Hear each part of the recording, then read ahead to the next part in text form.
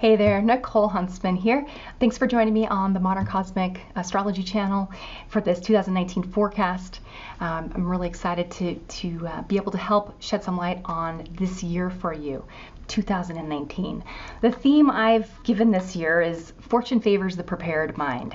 And this is a year where we have a combination of planets that are in their natural sign, which gives them this extra purity, kind of this potency. And even the nodes of the moon and our eclipses this year are sort of, we've got them in the Cancer is being underscored. So this has to do with moon rules Cancer. This year to me feels like one of truth. Are you living a life that is your personal truth? Are you living a life that you have been taught should be your personal truth, right? There are going to be some themes this year as well, people feeling really excited, like as though their dreams have come true, and sort of feeling like finally, okay, let's do this. Like finally, I can see the opportunity. I can see the sort of the horizon, and things look beautiful over there. So I'm headed that way, which is wonderful. But we're also going to kind of halfway through the year have some themes of, wait a second, I thought we were on the same page, but now I kind of feel like we might not be on the same page. A little bit of adjustments. Okay, so get a pencil, get something to write on, what have you, to take notes, because I will be giving dates, months, and that sort of thing. I like to think in windows of time, okay? And first of all, what we'll be looking at is, I'm going to break things up in this first part of the video, 3 sections. And this is going to be a bit of a primer for those of you who are unfamiliar with astrology, if you're new to it, okay? So the first section will have to do with just the transits of the planets from Jupiter out to Pluto. So that's Jupiter, planet of expansion, Saturn, planet of restriction, Uranus, planet of sort of disruption, Neptune, planet of dissolution, and then Pluto, planet of transformation through death and rebirth. And these are big, slow cycles, other than Jupiter, not Jupiter and Saturn so much, but as you start moving from Uranus on out, they're slower cycles, and they're ones we're all experiencing together. And generationally, we're experiencing them. We're born into generations that kind of overlap these cycles. So they affect us a little bit differently. And then at the end of the video, we'll be moving, after transits, we'll look at the eclipses, which are in sort of the Capricorn, Cancer, Capricorn axis for the most part. And then we'll finally take a look at the Mercury retrogrades that we have this year, which are in water signs. So it just adds a further element that's subjective and personal, and like, how am I understanding the world around me and this situation, and you know, makes the year one where I think clarification, and at the end of the year feeling like, okay, I tried that thing and it went this way, you know, and now I'm going to sort of clarify my vision for 2020. I feel like 2020 is going to be a very big year of people taking the things that they're learning this year, clarifying on or working on or jumping into this year, and the success is being seen in 2020. That's what I'm picturing. So the second part of this video is when we'll go over how these collective sort of changes in our cosmic cycles of time will affect your sun sign in particular. And we'll be using the natural, place your sun sign in the first house. Okay, that's kind of how I do this, and I'll explain that later. And then other than that, we'll just, hopefully this will be helpful for you. If you would like a more personal forecast, that would become the next level, which is much more specific, where I take your birth chart and we look at everything as it applies to your personal birth chart. So that's, you know, a personal forecast from astrology. Okay. We're going to move on and take a look at the planets now. So let's look at how the planetary movements and cycles, the signs they're in and whatnot. To get a feel in general, you have to kind of know a planet, a transiting planet by itself before you look at it relative to anything else. This is like with anything in astrology, okay? So first of all, let's take a look at Jupiter. Jupiter's in Sagittarius. Now, Sagittarius is a sign that's ruled by Jupiter. So it's as though Jupiter is in his element, okay? I'm thinking it's like bigger, faster, stronger, better, bolder, more courageous. It's just, it has this, Jupiter has this quality of abundance, you know, that comes with him. But Jupiter also gives us many times confidence in times when maybe we didn't have confidence or belief in ourself or in our vision, and which is wonderful. It's how many things get off the ground. There's an optimism, a buoyancy, a positivity to Jupiter. But on the shadow side, think of Jupiter, and I mentioned this a little bit, think of Jupiter as a teacher that teaches you through giving you belief in a vision, in a truth, so to speak. And this could be anything from, I'm going to start this new business. Ooh, I'm going to move into this neighborhood. Ooh, I'm going to travel the world. I'm going to marry this person. Whatever. It's like or I'm going to join this church. It's anything where you feel like an aha moment of, yes, this is true, this is real, this is right. And you feel this fresh sense of almost like vitality, right? So Jupiter in Sag has this grandiose, yes, you can do it. He wants to coach you and say, you got this, okay? And what ends up happening, though, is you'll try something many times that you haven't ever tried before. You're trying it on faith, on belief that this is let's say, this is the person I've always dreamt of, and you meet this person, but let's say you just met them. You're going to project onto them or on the relationship all of your dreams and fantasies about what this is supposed to be, which it might end up being. Might not, though.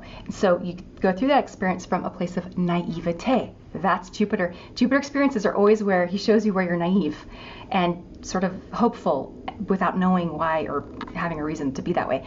As you have an experience, and then after he says, okay, now what did you think about that? And usually you feel wiser in some way. You feel like, well, that was an awesome experience, but there were times where, man, was I learning a lot, or was humbled by that experience, right? So anybody, Sagittarius is like Jupiter's halfway through Sag right now.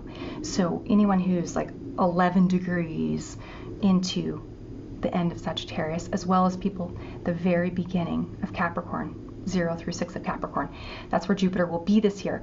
If you have any planets or points at 11 to 29 degrees, like in general, or 0 to 6 degrees in any sign, those will be receiving some type of aspect from Jupiter. So you can expect those areas of your life to, in some way, you might be excited about this part of your life and you may want to grow it in some way, but you may also be really believing a vision that you've never experienced before. You've never tested it or tried it, okay? So what's cool, though, and exciting, and this is like when a kid, you think of someone who's young, who's never had their heart broken or never like lost their fortune or whatever. They're excited because they believe in themselves because they've never done it before. They've never been hurt, so they don't know any better. And that's why I always think it's funny when young people are like giving advice on YouTube that are like 20, and I'm like, you haven't even had your Saturn return yet. So I mean, it's wonderful, it's great, but I just think that's a long road ahead of you, because when you think you know everything and then you really have to experience life, it can be very disheartening. So that's the kind of stuff we'll be running into this year. So I'd say be excited about the vision that you have and the dream that you have that you're trying to promote this year, but be aware that at the same time, we have a lovely square from Neptune, and we'll get to that in a moment. In the meanwhile, bear in mind that this summer, basically it's kind of from like May at the, well, I guess June at the latest because of Neptune. It's like all the planets that are outer are retrograde except Uranus. So they're bringing lessons at an accelerated pace this year. Like you're going to learn things really quickly this year, I think. You're going to make mistakes quickly and need to learn really quickly from those mistakes. So, okay, when we move on to Saturn. Saturn is it's in Capricorn right now, so he's in his sign as well. So he's very strong, pure Capricorn energy, which has to do with the rules and the structure and the order. And Capricorn shows us through forcing us to put in the work, to have to sacrifice in some way, he's tied to getting older. He's tied to feeling tired because you've been busting your butt all day. He's heavy. There's burdens with Saturn. It's the recognition that here in this dimension, these 3 dimensions here on Earth, that there are things like sickness, death, that there's an end to your life, that your days are numbered, etc. So be cautious with your days. He is the part of you that's going to be, the glass is either half empty or it's just it's like half empty, and it's very pragmatic. He's kind of like, well, the glass is what it is. It's got half, it's halfway full with water and halfway full of air. That's kind of more the Capricorn mentality, or that it's half empty. Tends to focus more on, in the past, maybe I was Jupiterian, I was believing in this thing, and then I got my truth crushed. my dream crushed, and now I'm a little more careful and cautious. So that's the shadow side of Saturn. The high side and the wonderful, important side of Saturn is structure, order, rules. Like, there's a reason you should have boundaries in your life. There's a reason you should, as I've titled this, measure twice, cut once. That's the theme. Measure twice, cut once. Sagittarius, or Jupiter in Sagittarius this year, is going to make you feel like, go, go, go. I want to do all the things. I want to have all of it. I want to, just the big vision. And I got this. And in fact, listening to me, you're probably going, oh, no, that's not true. Because you're going to be thinking right now about areas in your life. Just look and see where Sagittarius is at in your chart. And you're going to be like, oh, she doesn't know what she's talking about. So just wait and see. Now, so Saturn is at 11 to 21 degrees this year of Capricorn. So if you've got anything in those degrees, Saturn will be sitting on, some sort of an aspect to that planet or point. We do have a retrograde from April to September. So that kind of goes from 20 degrees and goes all the way back to 13. So it's kind of hanging out in the middle. If you have anything in the middle of cardinal signs too, you'll be receiving, I feel like it'll probably affect those of us the most. And because those of us with cardinal signs have experienced since 2008, the Pluto, Uranus, to some extent, square, it's as though this is kind of the final maturing, the final step in did you learn what you needed to learn? With all that Uranian energy, a lot of us were kind of wild and crazy and had lived lives that were very different from how we had lived before. And it's kind of like, now it's time to clean up the mess. So Capricorn, that's what he does. He helps you make a plan, all right? We talk about then Uranus. Uranus is the most exciting, I suppose, change this year. And moving into the sign of Taurus, this will happen in May. And I think in May 11th or so. Currently, Uranus is at the end of Aries. So if you've got any cardinal sign at the end of,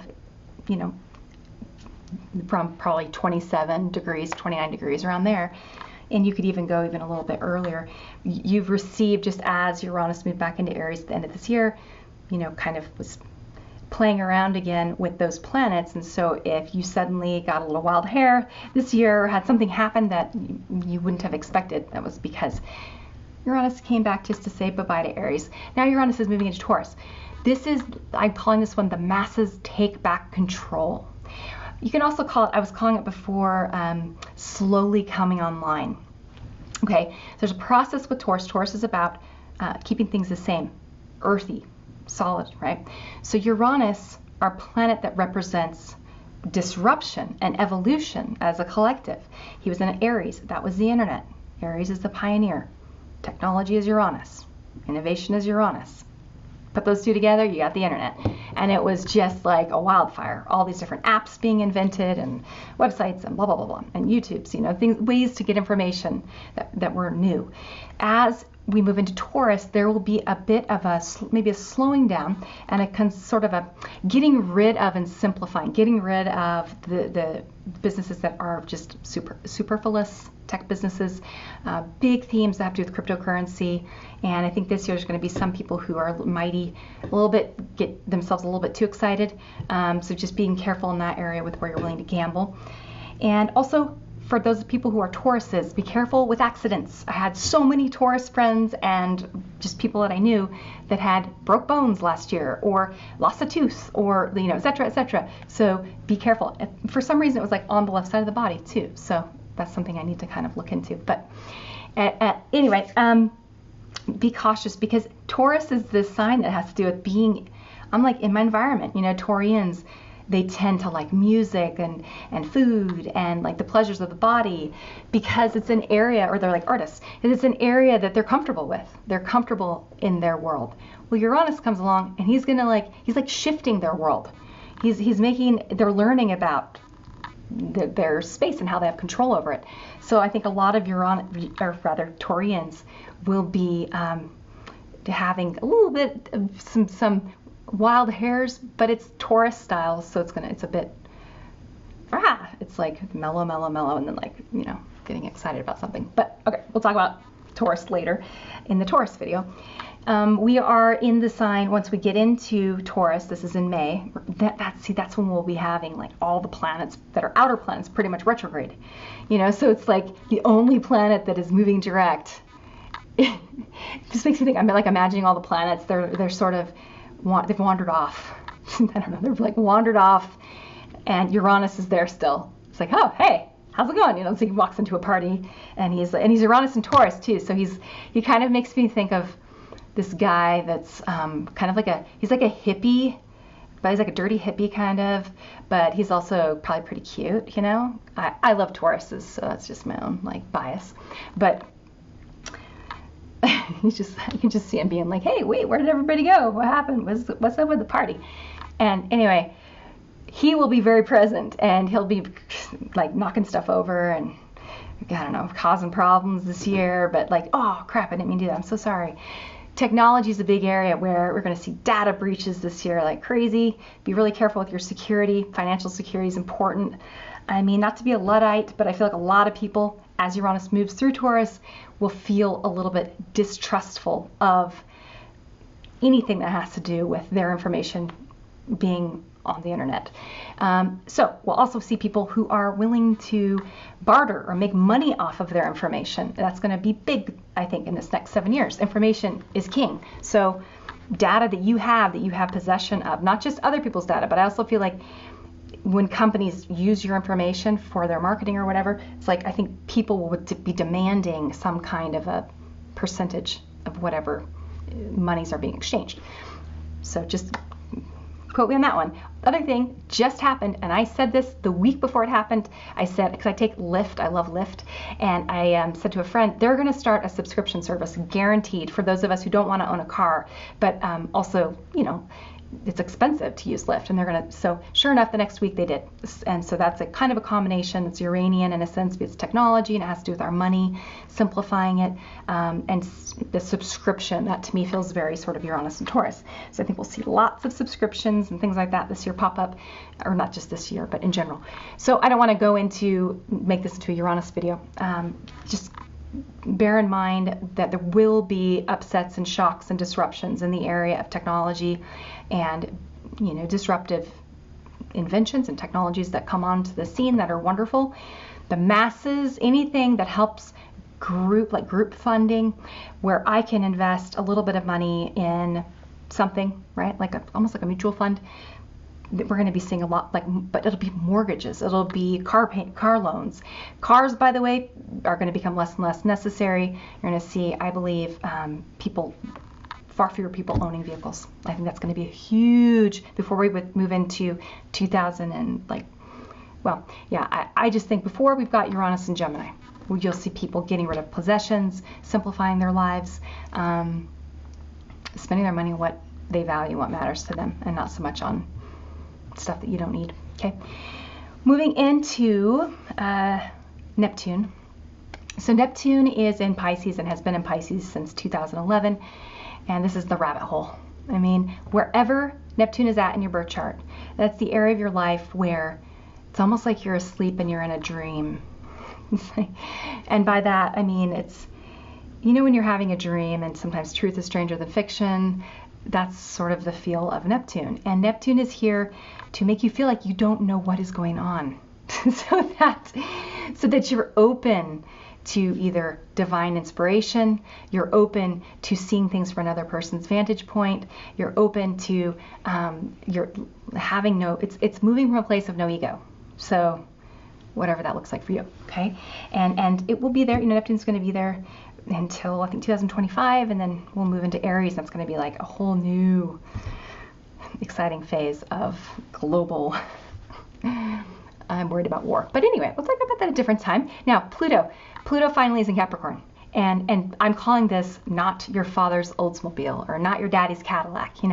Those of us who are born like X generation or people who have Pluto and Libra, our generation has dealt with the fallout from feminism, the negative side, which has been the sort of, men have been, I think, emasculated in a lot of ways. And I think women have been forced into this paradigm where it's like you have to be a career woman, you have to it's just as bad as how things were before. It's like you're still being dictated to. So I think there's a pendulum swing.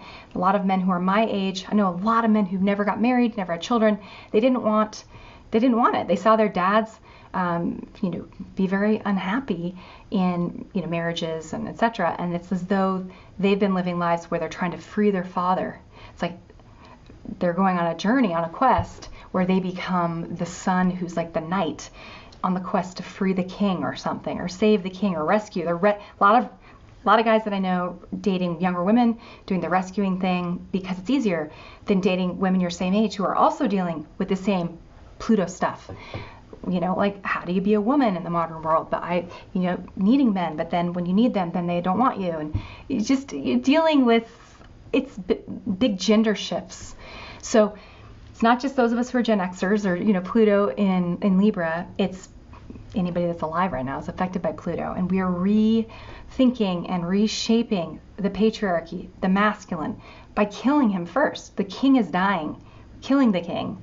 He's being reborn, and it's going to be through some revolutionary, in a sense, new person, let's say. It's not going to be a person, but as Pluto moves into Aquarius, it's like a shift in consciousness where we're more open to gender fluidity or gender roles being whatever you want them to be, individuality being key.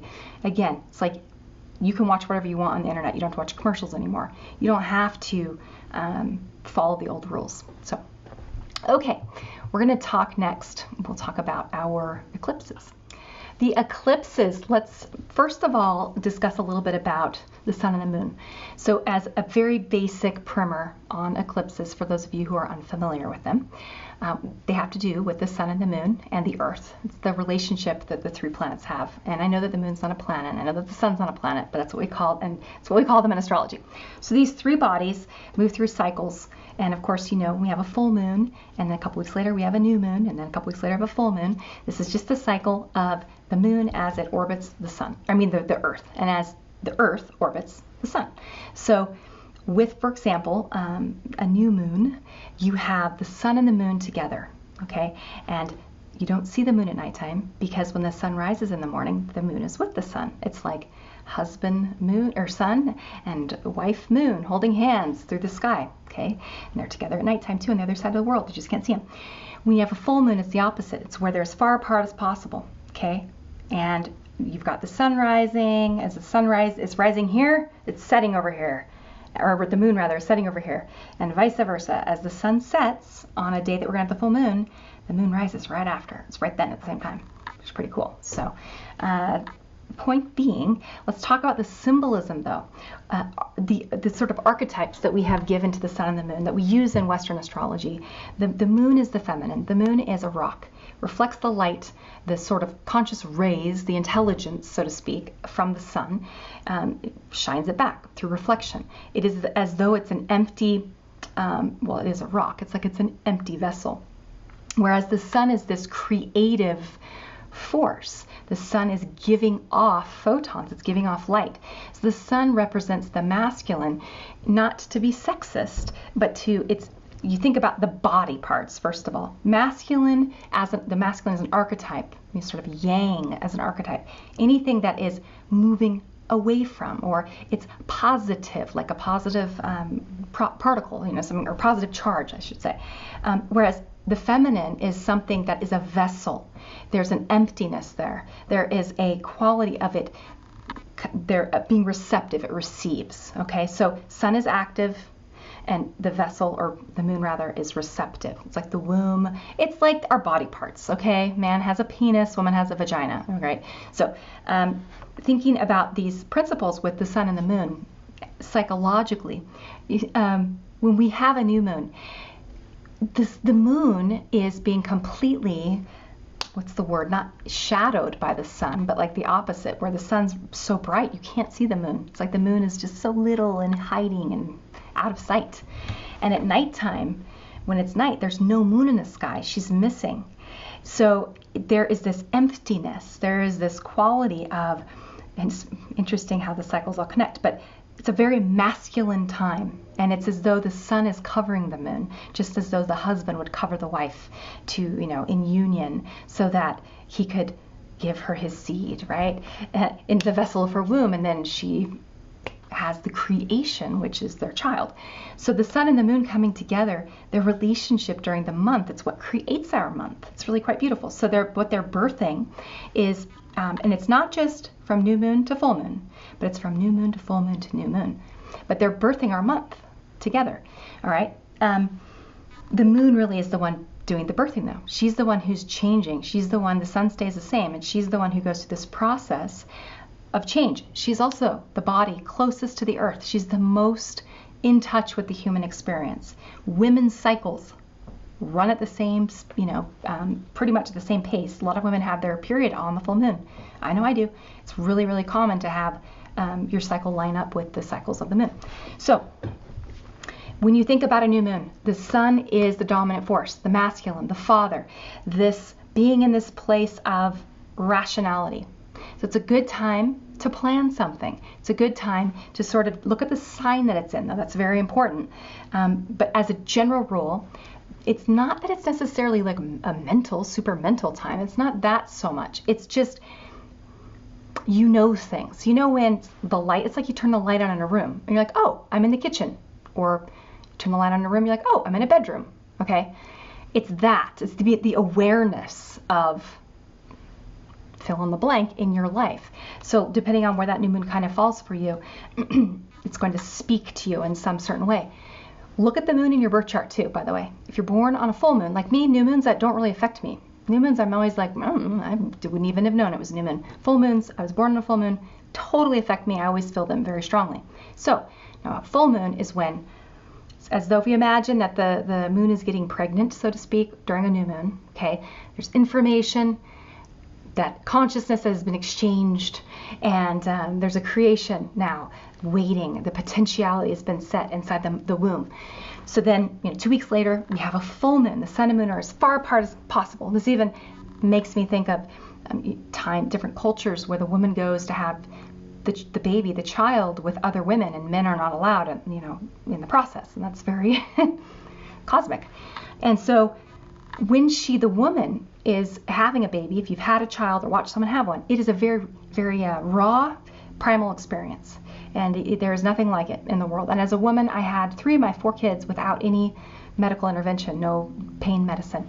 And they were very empowering, life-changing experiences. You go through that experience and you can pretty much do anything. And so those of us who are comfortable in that space, that is primal. It is when a person has a baby, there's lots of noises that are made. There's lots of mess. There's blood. There's slimy stuff.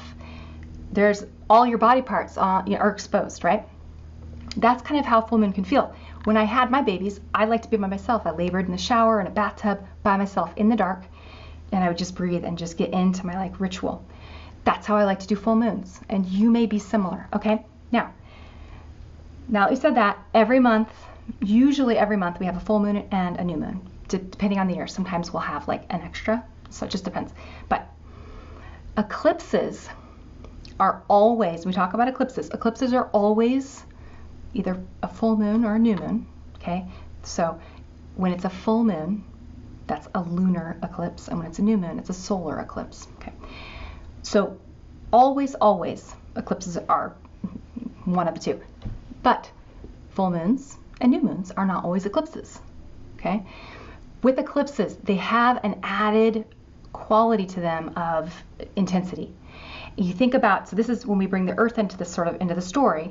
It's when all 3 of these planets are lining up. Because what we talk about when I'm going like this with my hands, like this is a full moon, the Earth would be in the middle, sun and moon are opposite each other, right? Earth in the middle. It's like their tug of war. If you were to flip this and look at it like this, when you look at a chart, that's kind of what we're talking about. We're talking about longitudes. The longitudes. Let me make this make more sense. I didn't say that very well.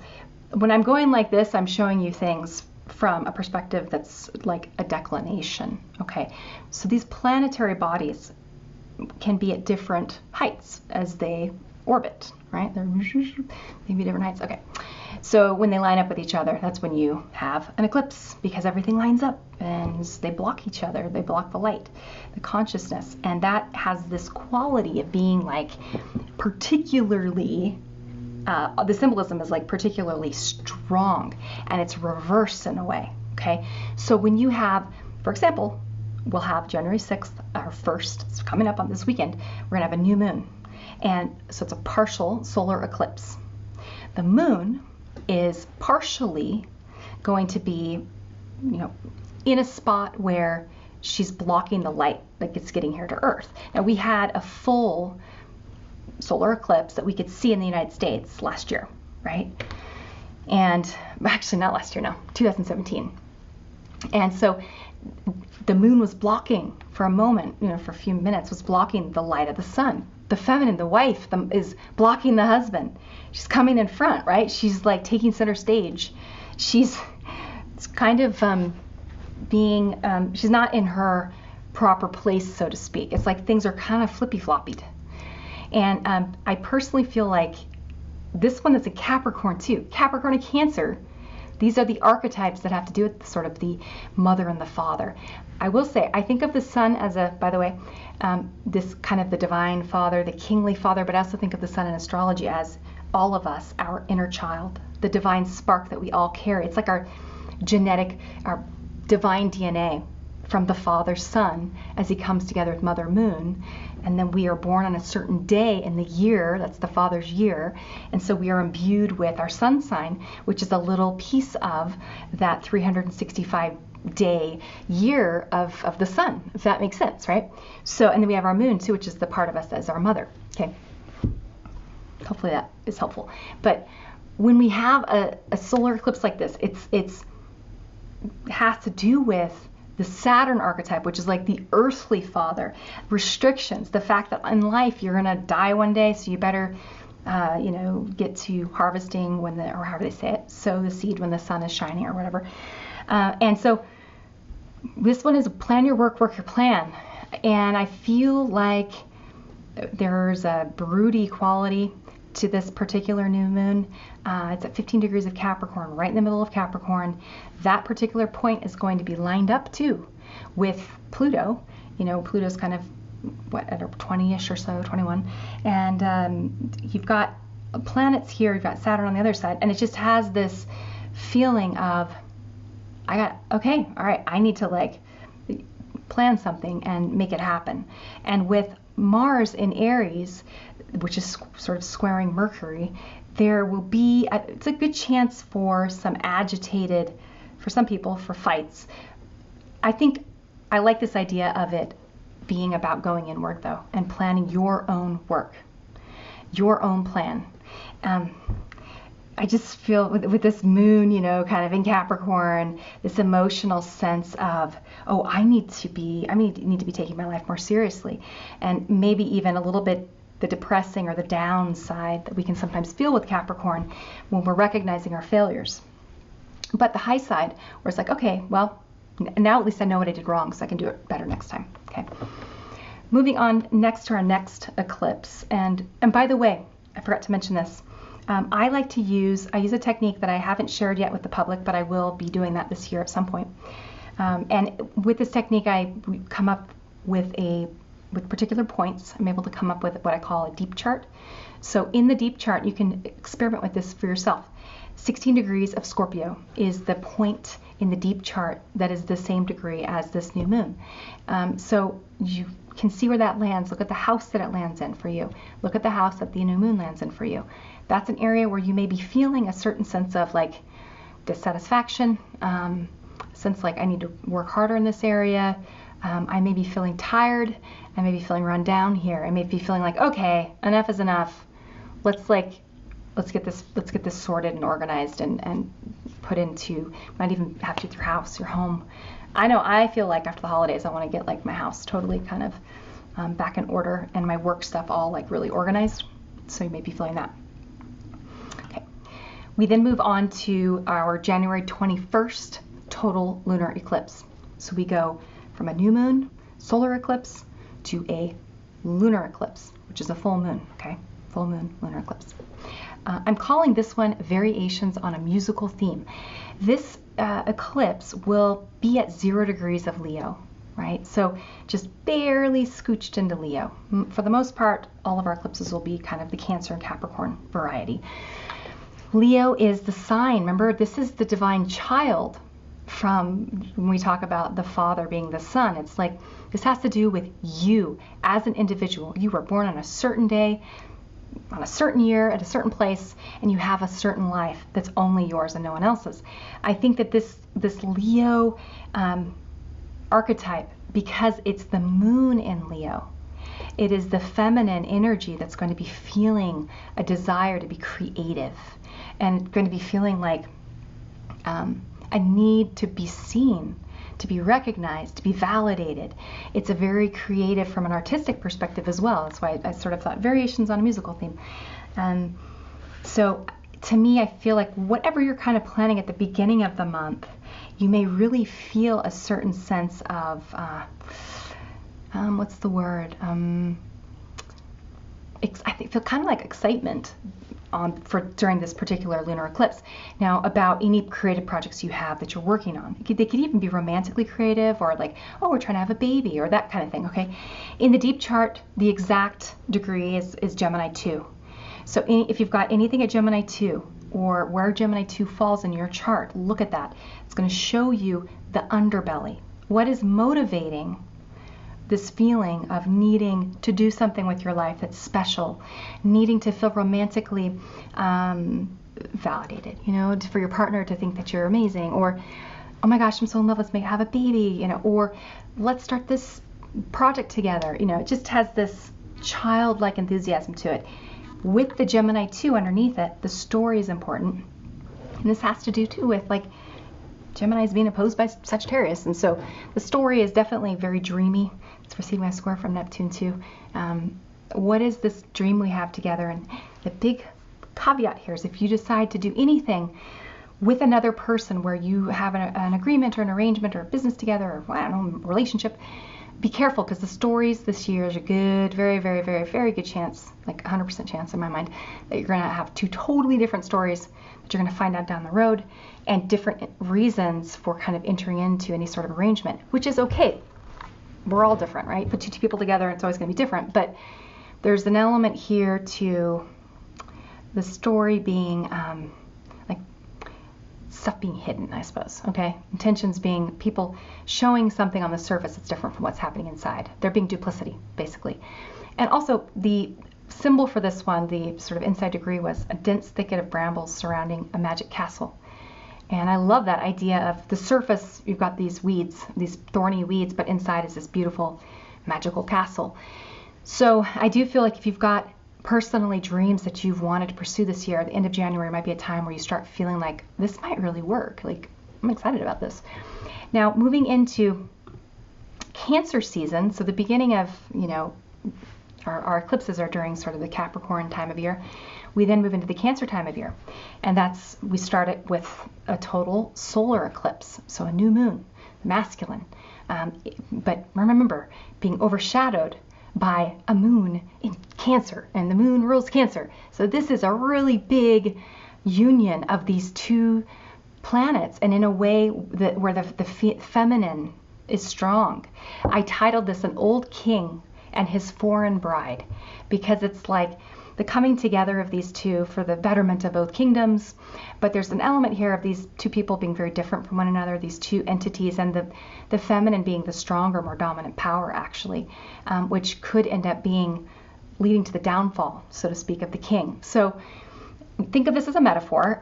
This to me is new beginnings in the house where this particular eclipse transits, with bear in mind with this idea, the symbolism that something is there that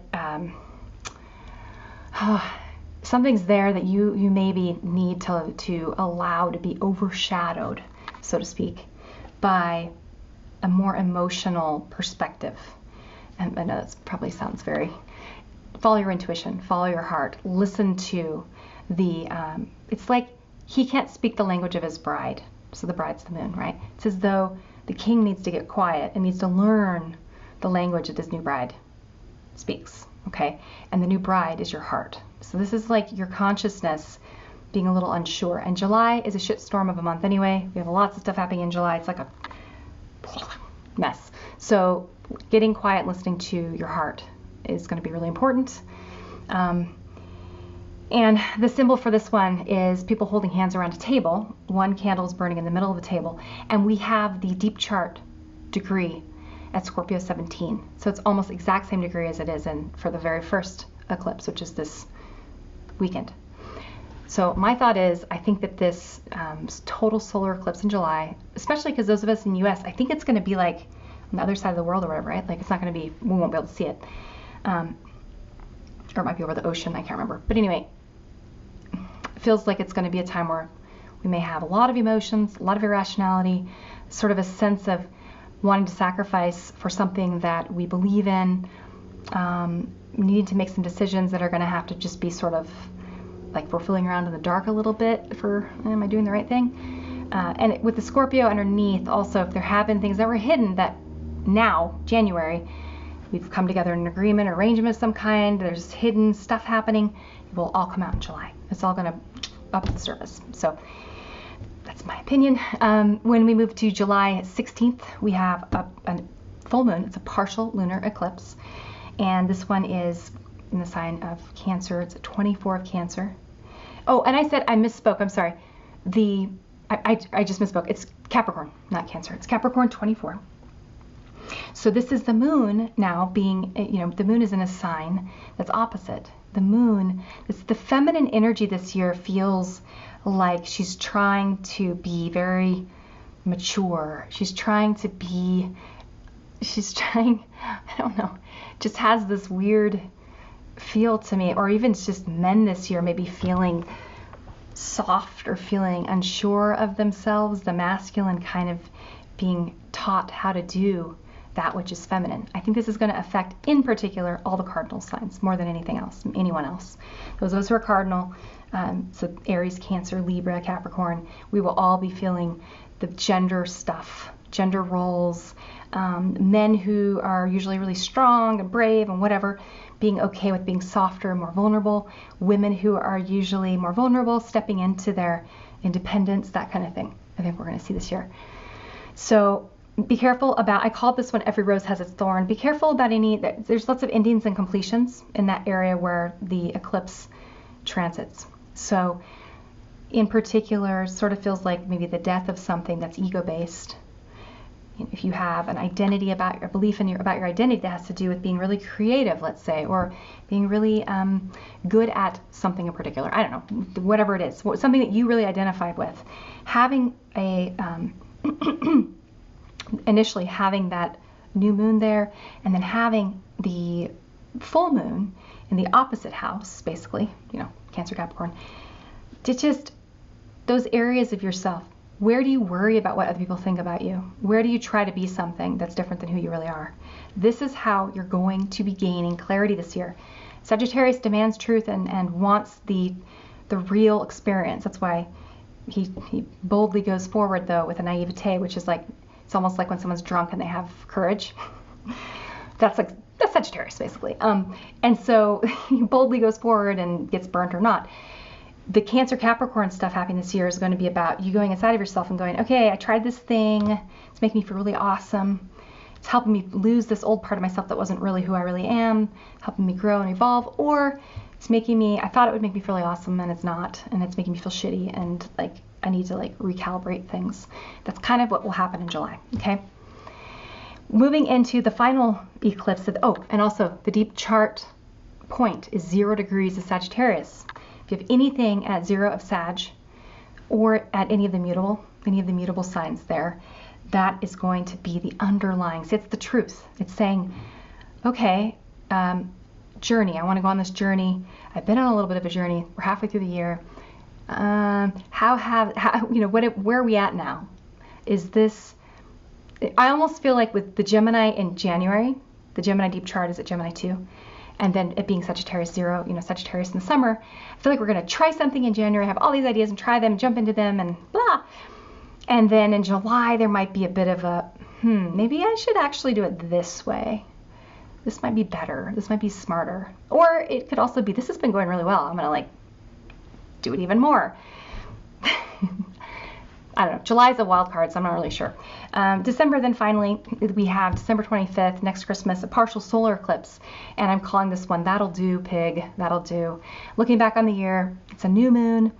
There's this, it's Capricorn, and it ends the year at the same archetype that we started with, right? Capricorn Sun, Capricorn Moon, and feeling like emotionally,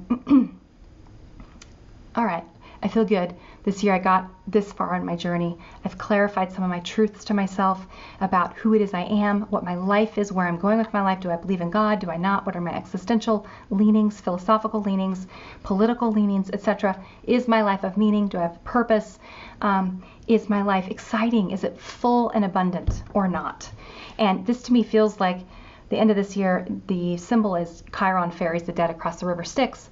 So I do feel like it's a good letting that year go, moving forward into the next chapter for 2020. So finally, we have Mercury retrogrades this year. So we've got 3 of them. It's pretty typical. Now, Mercury retrogrades are a time when we are retooling our personal perspectives on life. Okay, Mercury is quick. It is after the moon. It's the second quickest body planet that we use. So you think about the moon tying into your emotional, very personal, completely subjective inner world that no one else can be a part of. Mercury then, so this is how you emotionally, the moon, emotionally perceive the world around you. Mercury, on the other hand, has to do with language. Once you've learned to talk and you can communicate with another person and you can learn from someone, you can hear words, you can speak words, you can not only use language, but you can understand abstract concepts from your perspective, personal, subjective use of your mind and understanding of the world around you, okay? It's not Sagittarius. That's where we believe in something and we're moving towards it to learn so that we can be the teacher. Gemini is more like you're the student and you're learning from life and taking in different various experiences, okay? And then giving those experiences labels, naming them, defining them. So when Mercury, which is our planet of definition, it's our planet of language, and it's how it has to do with communication as humans, right? Through the process of exchanging weird sounds with our mouths or weird symbols that are arbitrary on a piece of paper or on a computer. Ties into the human experience completely. We are the only species that I know of that use like language, abstract sound, like sounds to symbolize abstract meaning. So Mercury, when it stations retrograde, affects us as humans in a way that is directly connected to our understanding of the world around us. And this year, Mercury is retrograde in water signs. So with that, you have the additional lovely sort of attribute of the irrational realm, the emotional realm, the intuitive realm. That is the realm that we all belong to, but that does not initially, it's not connected to language at all. Okay? When you feel something, you have a gut feeling about something, when you have an emotion, a real true, just a feeling, that's not connected to language. It doesn't have to be. Babies can feel things and they don't know how to talk yet. Okay? So it is there's a quality with the intuition, a knowingness that goes deeper. It's deep, deep, deep. Not only in the animal physical intuition of our bodies, but we also have intuition that ties into the way that we interact with others, our spirits and our souls. I believe in past and reincarnations, future incarnations, and all at the same time, and what have you. There's knowingness that we are tapped into divinely, I think. We're all part of this incredible, connected, like matrix, really, of it's like of space-time. And our consciousness is a real thing. Consciousness, I believe that your mind has an ability to see the world, to observe the world in a particular way that can change the world you're observing. It's like particle physics, right? Double slit experiment. So I would say that with Mercury retrograde, we tend to not, as a whole, be using our communication function as well as normal. For example, I experienced just barely, and I always kind of like laugh off Mercury retrograde. I'm like, whatever, it happens, 3 times a year usually, and whatever. I had this last year when it's in Sagittarius, and with the deep chart, in the deep chart, it was making an exact hit in all of the charts that I use to my major personal planets that would have to do with communications or with property. I was hacked, I had money stolen, I had all kinds of horrible things happen, and it bought new machines and then broke my brand new laptop, the screen within like a few weeks of buying it, like thing after thing after thing that were very frustrating that had to do with communication. But it gave me time to sit and like actually have to write something out because I didn't have a freaking computer that I could use, right? Like I had to slow down and sort of think through things from a different perspective. That is Mercury's job, perspective. It's like Gemini, the twins, siblings, have a different perspective on the same set of parents. You're in a classroom. Every student in the classroom has a different perspective on the same damn teacher, okay? Everyone sees things from their own little matrix. You are the central point, connected to everything around you. You move through this world like a little orb warping space-time, right? Affecting everything and everyone that you come into contact with. So that central point, your point of conscious kind of in your body, conscious awareness and understanding your story, that's your Mercury. Mercury retrograde in Pisces. This is very much tied into, it's 29 degrees of Pisces, the end of Pisces. That's like the fat lady sings. That is like Pisces to the extreme. Any sign at 29 degrees, it's right before it transitions into a new sign. It's always darkest before the dawn, okay? It is amplified. And if you've got anything in your birth chart at 29 degrees, that sign, the shadow side of that archetype, of that planet, of the sign, the house, are things in this life you've come here to really work on and to sort of fix, okay? Pisces has to do with, Mercury and Pisces clients, for example, they're always my clients that almost always, if I have a communication issue with someone, like they forgot to fill something out, or we can't get a hold of each other, or there's just these weird, like they message me on the wrong thing, or I reach out to them on the wrong thing, there's like a disconnect, it's usually they have Mercury and Pisces. Their minds are better at working in the realm of imagination and creativity and sort of the dream space. So also you see people who love like video games, virtual reality, this idea of what's possible, but that's not necessarily what's real. You see people who have really good intuition as well. So I'm calling this lost in the dream of 10,000 things. It feels to me like we're going to experience a lot of kind of information being incomplete, being missing, and it's kind of necessary because it's going to square our Jupiter. The part of us that's going to feel like, oh yes, this is a great idea. I should definitely go do this, or I have this all figured out. And Neptune is kind of like, Pisces, not Neptune, Pisces in Mercury in Pisces conjunct, relatively conjunct Neptune in Pisces is like, oh yeah, this is your dream. You totally have this figured out. It's kind of like egging Jupiter on to a certain extent. They're both planets that have to do with information. They're mutable. What does our soul need to know in order to grow and to change and to not remain static and the same? They just do it in different ways. Neptune and Pisces they dissolve things. They like take them away. They make things blurry. They remove boundaries so that everything is just one gelatinous mass, which can be really challenging with a planet like Mercury, which is supposed to be defining and delineating and making things make like sense, right? So just be aware that March 6th through March 29th, I'm just writing March off. I'm like, I'm going to take a lot of baths in March, do a lot of just reading and enjoying my creativity, listening to music and stuff. It's just going to be a time where I expect there to be a lot of misunderstandings or your brain feeling mushy. People even like losing their voice, like literally that kind of thing can happen. Just an absence of the voice. You record something, it disappears. You record something and there's no sound on it. Just stuff like that. Okay. When we move into the April 17th, Mercury will be out of his shadow. So anything that happens between March 6th to April 17th, will have kind of for the next year or so. If you start something new, it will have a quality that's a bit in dreamland, or it's kind of intoxicated. It's kind of like, when you've I don't know, just, yeah, it feels like someone who's a little bit high. Not all the way in reality, put it that way. We move to July. July 8th through August 1st is our next Mercury retrograde. I'm calling this one Biting One's Tongue.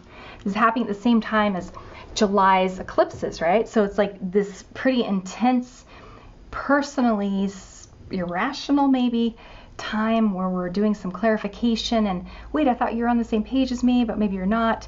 Maybe, Mercury retrograde, it's in Leo 4, scoots all the way back into Cancer. This is that end of Cancer space that we're seeing with our eclipses, the personal vision, your childhood story that you are living with as an adult. Many of us live with our trauma from our childhood, unless we've done work on it.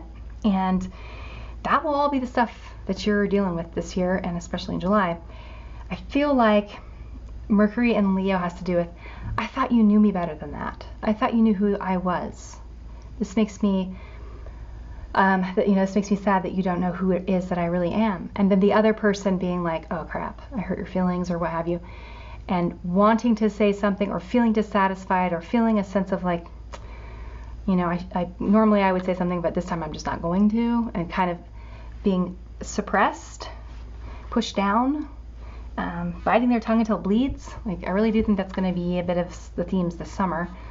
And the planetary points, you've got anything between 0 to 4 degrees of mainly cardinal signs, but also really anything, as well as anything from 23 to 29. Those are the areas that are going to be affected by sort of you thinking, should I say something or should I not say anything? I can't help but say something. Sort of just you reworking and rethinking communication. So be careful about saying anything that you can't take back too. Okay. Now November, the last Mercury retrograde's in November. It's on November 1st through November 21st. It starts on the Day of the Dead, right after Halloween, and it's in Scorpio. 27 Scorpio through, scoots back to 11, the last half of Scorpio. This is kind of the Piscean, I'm sorry, I'm saying this wrong. It's the Cancer decan of Scorpio. So we've got this, again, subjective, personal, irrational perspective. You made me feel this way, or I need this to feel safe, or I kind of feel like this is when things are going to come to the surface. If there were lies earlier in the year, if we bought into a dream and we oversold ourselves or overpromised to someone, or, if there was like, we overpromised and then we felt like we couldn't get out of something, but then there was bad behavior that happened. It's like, this is whenever it comes up to the surface. It's when everything comes out. And so kind of, to me, feels a bit, I call it facing the truth can be painful, emotionally. Wow, how did I miss that? What was I not paying attention to? Where could I have been? It's ruled by Pluto, so where could I have been more responsible? Where am I having to sort of do the time? Where am I having to put in work, or sort of like for past opportunities where you've gotten away with things? Feels kind of like that will be when you're having to sort of face the music, I guess. So look at where it falls in your chart. It just depends. Okay, we are going to move on to the individual signs now. So, hey Taurus. All right, let's look at your year. We're going to call this year for you guys, The Hobbit Prepares for His Grand Adventure. So now, I'm not suggesting that you guys are hobbits, like that you look like little short people with furry feet, but I like the archetype of the Hobbit for the sign of Taurus, because the Hobbits live a life where they like to know what to expect. They enjoy their homes. They enjoy sort of living a life of simplicity. And this idea of Uranus, which is moving into Taurus this year, sort of throwing you guys for a bit of an adventure. I don't know, I just think that this is an appropriate little title. And what we're going to look at Jupiter through Pluto to see how these transits are affecting. We looked at kind of the broader picture for everybody already. Now we're going to put Taurus in the first house. We're going to make a pretend chart. We're going to put Taurus in the first house, and we're going to fill up the entire house with Taurus. So any planet that lands in Taurus this entire year will be in the first house and will affect all Taurians through the first house rulerships, like the physical body, the sense of one's direction, the sense of where you're going, where you're trying to sort of potentialize the seed that you're trying to see turn into something, all right? When we take a look at So Taurus, having Taurus in the first, we then put Gemini in the second, Cancer in the third, so on and so forth, all the way around the zodiac until we get back to Aries in the 12th. Okay. If that's confusing to you, just Google derivative house system and you can go do homework and it will make sense. So what we're going to look at first is Jupiter. And Jupiter for you guys, Jupiter is currently hanging out in your 8th house. And I'm calling this big plans require big money. So for Taurians, if you've had themes of this past, it's not just this year, but probably also in 2018, themes where you've had either others invest money into something that you're wanting for yourself, or invest money, or even sort of help you with getting a loan of some kind. My daughter got her first car this last year, and her dad is the one who took out the loan in his name. He's her Jupiter, and then she's paying on it. So it's kind of being helped by a benefactor of some sort in the area of finances. It can be insurance related. It can be tied to anything that's like an area where there's an agreement with another person, and it typically has to do with money. And also, my daughter is getting ready to go to college, and so she's been saving money herself. She's been kind of focusing on tuition. Jupiter definitely is here to teach us if we already think we have Jupiter figured out. This is what I'm loving about Jupiter personally. I'm going to have to take a drink of water before I go into this. So Jupiter is this really interesting planet because it's these phases, these cycles in time where we've gone through an experience and we've learned something, right? And then there's, let's say, a new experience. And we think that we know what to expect. We think we're kind of, it's like an 18-year-old, like he already knows everything, right?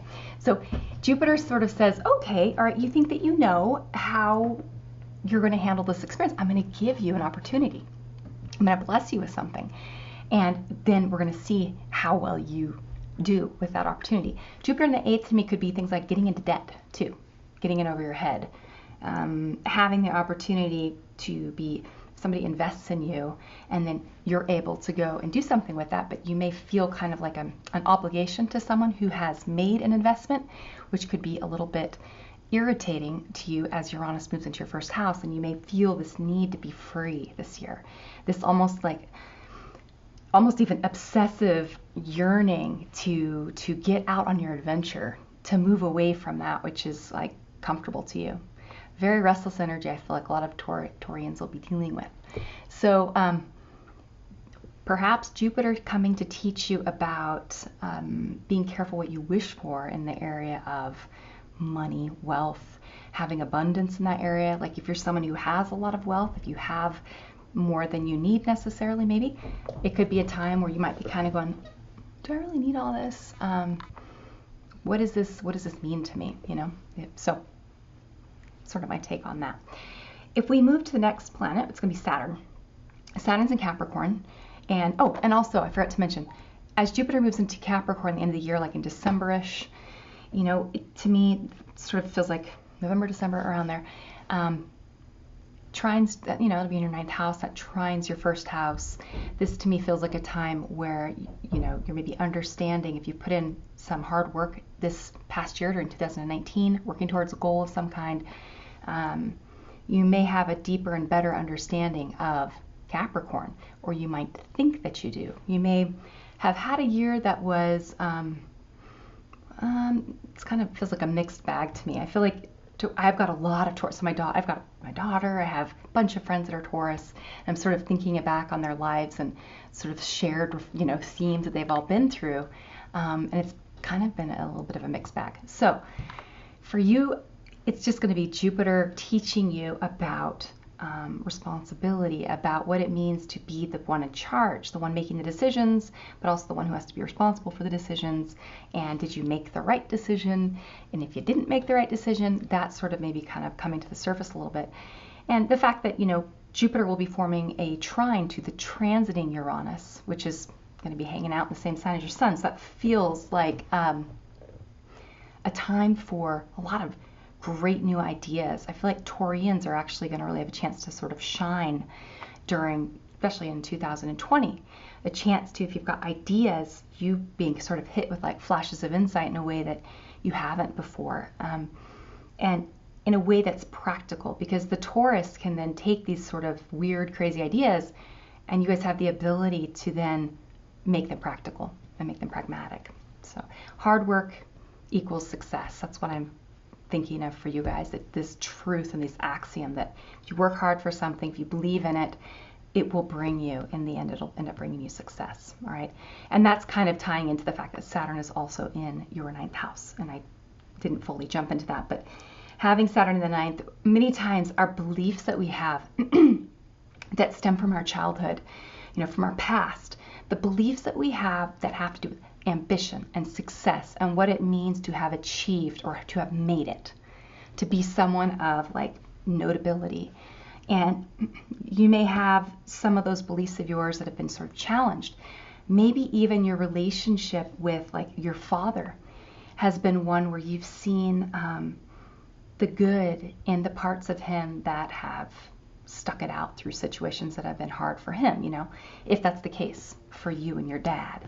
But you may have just sort of seen the wisdom perhaps in the way that those who are conservative or those who are careful or those who sacrifice for others, that there's a wisdom there, and you yourself might be sort of trying to decide what path you're wanting to take when it comes to your ideological beliefs regarding responsibility and adulthood.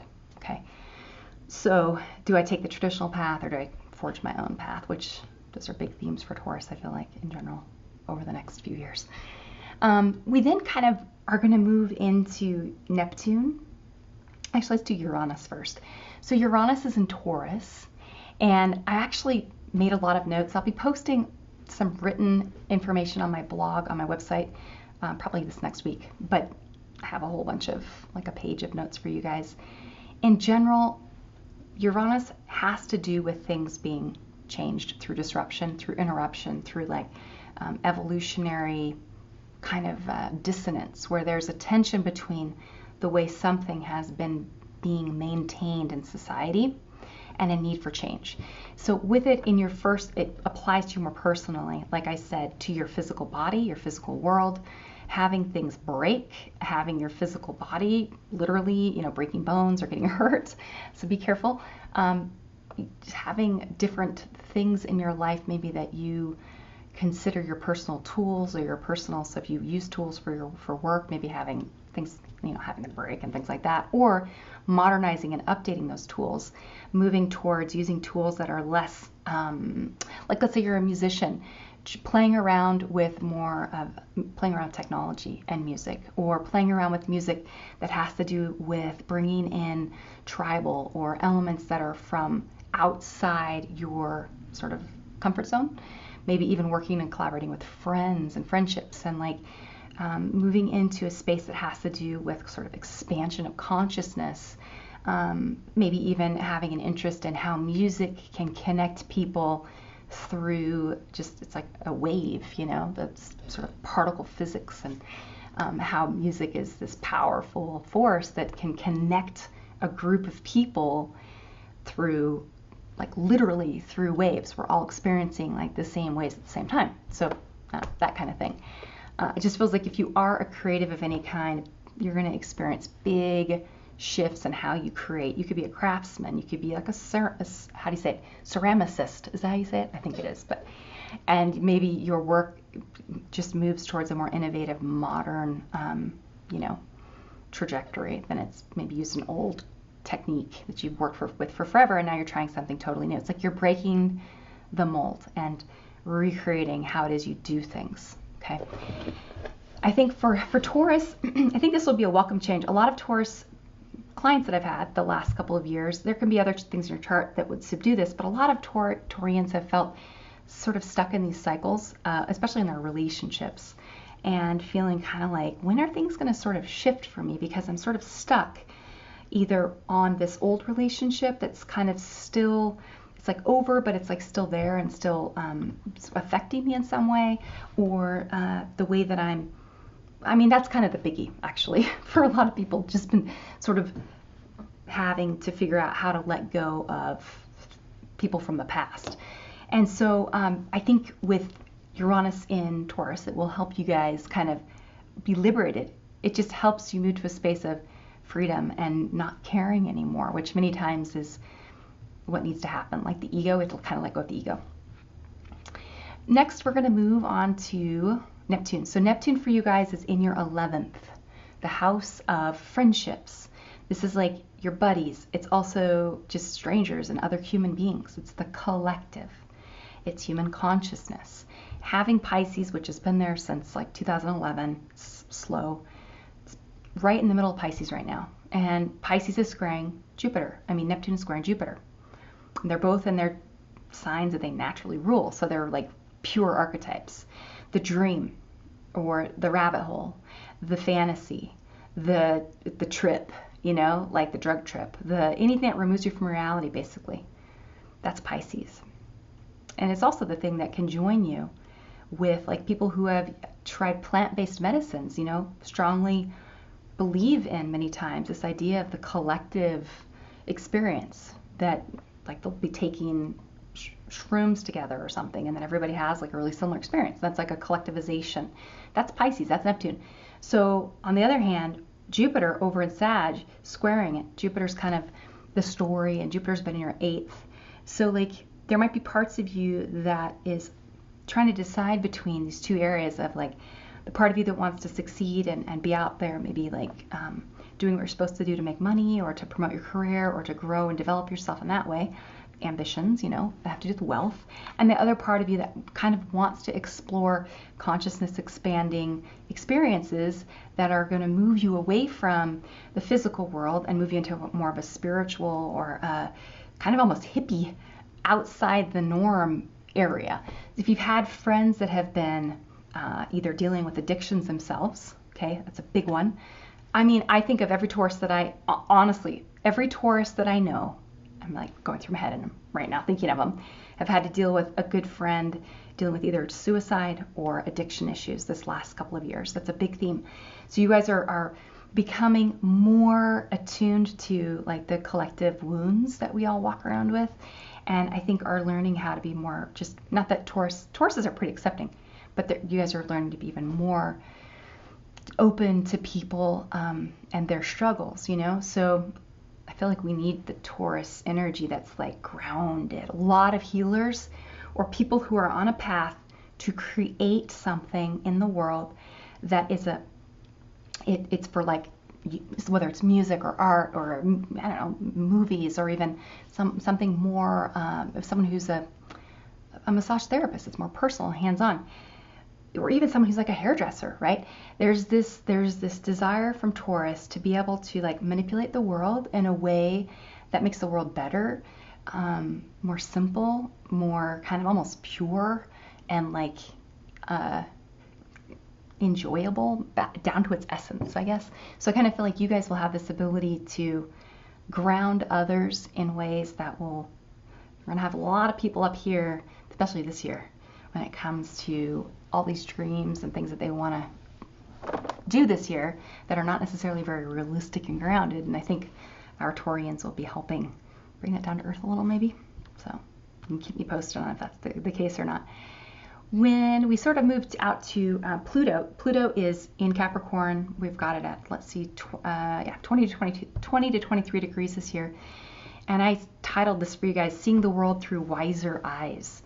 And Pluto is in your 9th house. And so, it's been in your 9th house for quite a while. And when I'm sort of thinking about having Pluto in the 9th, it's a time of having your faith and your beliefs tested and having old beliefs die.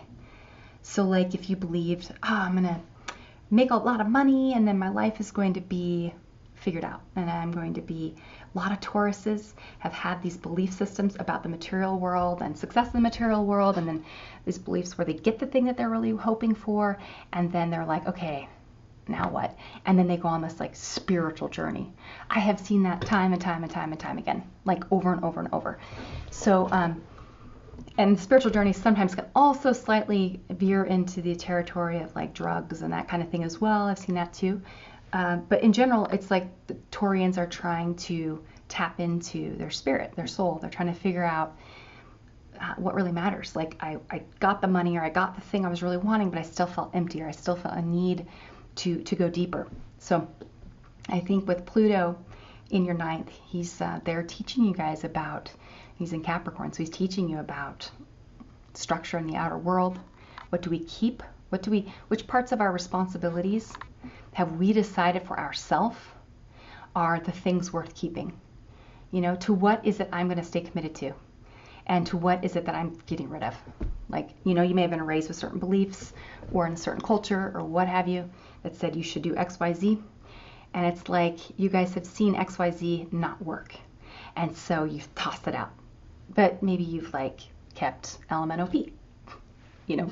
So it's you guys rewriting your beliefs about responsibility, adulthood, what it is you'll stay committed to, meaning, and sort of like also the truths that can be gleaned from commitment to something you believe in, and being sure that it's something you believe in and not just something you've been told you should believe in. Okay. Hope this was helpful. And if you are interested in a more in-depth reading, of course, you can always come to my website and get a forecast for the year. Okay. Take care. All right, bye-bye.